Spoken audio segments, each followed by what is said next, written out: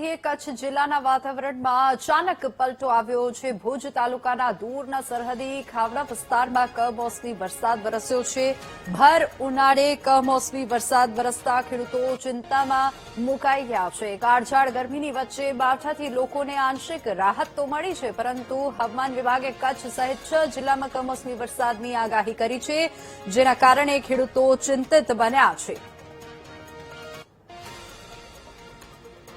તો કચ્છ જિલ્લાના વાતાવરણમાં અચાનક પલટો જોવા મળ્યો છે। ખાસ કરીને ભુજ તાલુકાના સરહદી ખાવડા વિસ્તારમાં કમોસમી વરસાદ વરસતા ખેડૂતોની ચિંતા વધી ગઈ છે। ભર ઉનાળાના સમયમાં પડેલા આ માવઠાએ તૈયાર પાકને નુકસાન થવાની ભીતિ ઉભી કરી છે। વધુ વિગતો સાથે સંવાદદાતા મયુર આપણી સાથે ફોન લાઈન પર જોડાઈ ગયા છે। મયુર, કમોસમી વરસાદ ભર ઉનાળે જે આવ્યું છે તેને ખેડૂતોની ચિંતા વધારી દીધી છે, શું વધુ અપડેટ?